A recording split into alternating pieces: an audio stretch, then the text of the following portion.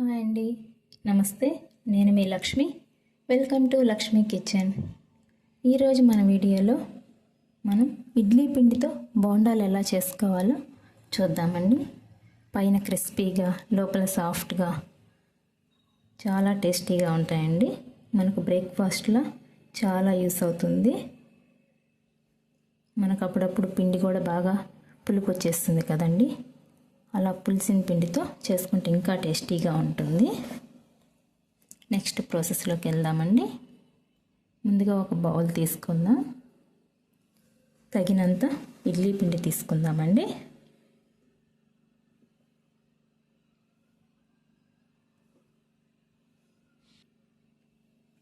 Next ఇందులోకి ఒక small size cup మైదా వేసుకుంటున్నానండి.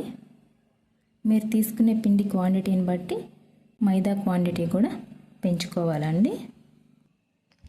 నెక్స్ట్ సన్నగా కట్ చేసి పెట్టుకున్న కరివేపాకు, సన్నగా కట్ చేసి పెట్టుకున్న పెద్ద సైజ్ ఆనియన్, సన్నగా కట్ చేసి పెట్టుకున్న పచ్చిమిర్చి వేసుకుందామండి. కొద్దిగా వంట సోడా వేసుకుందామండి. మన టేస్ట్కి తగ్గ సాల్ట్ వేసుకుందాం. ఇదంతా కూడా బాగా కలుపుకుందామండి. బాగా ప్రెస్ చేసినట్టు కలుపుకోవాలి. మన పిండి ఎంత బాగా కలిపితే బోండాలు అంత టేస్టీగా వస్తాయండి.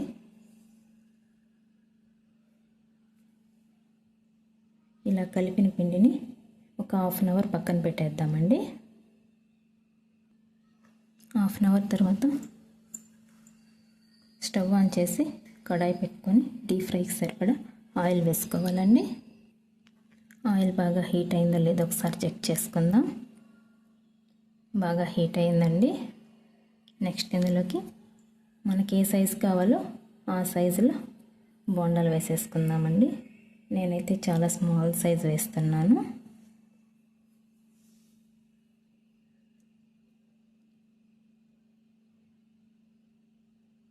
కొంచెం గ్యాప్ ఇచ్చి వేసుకోవాలండి, లేదంటే అంటుకునేస్తాయి.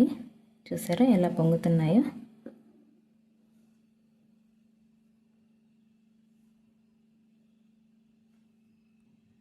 వెంటనే కదపకూడదండి.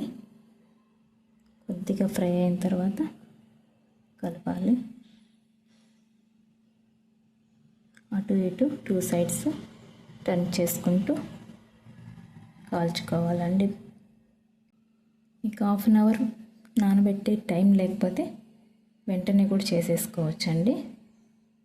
కాకపోతే పిండి బాగా కలపాలి. పిండి బాగా కలిపితేనే బోండా అనేది గట్టిగా రాకుండా సాఫ్ట్గా వస్తుందండి.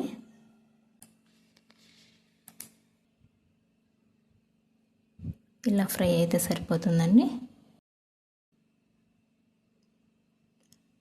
ఇవి తీసేసుకొని టిష్యూ వేసుకున్న ప్లేట్లోకి తీసేసుకుందామండి. మిగిలిన పిండి అంతా కూడా మనం సేమ్ ప్రాసెస్లో వేసేసుకుందాము. వీడియోస్ అయితే అందరూ చూస్తున్నారండి, కానీ లైక్ చేయట్లేదు. ప్లీజ్ లైక్ చేయండి. మీరు లైక్ చేసి కామెంట్ చేస్తేనే నాకు కొంచెం సపోర్టింగ్గా ఉంటుంది. ప్లీజ్ అండి. నేనైతే అన్నీ ఫ్రై చేసేసుకున్నానండి. కొబ్బరి చట్నీతో సర్వ్ చేసుకుంటే చాలా బాగుంటుంది. అండ్ దోశ, బోండా, కొబ్బరి చట్నీ, కరివేపాకు పొడి అండి. మనకు బ్రేక్ఫాస్ట్గా చాలా బాగుంటుంది. మీ కాంబినేషన్ కోసం చూపిస్తున్నానండి. చూడండి ఎంతో టేస్టీ అయిన బోండా రెడీ అయిపోయింది. మీరు ఒకసారి ట్రై చేయండి. మీకు ఎలా వచ్చిందో కామెంట్ చేయండి. ప్లీజ్ లైక్ చేయండి, షేర్ చేయండి, సబ్స్క్రైబ్ చేసుకోండి.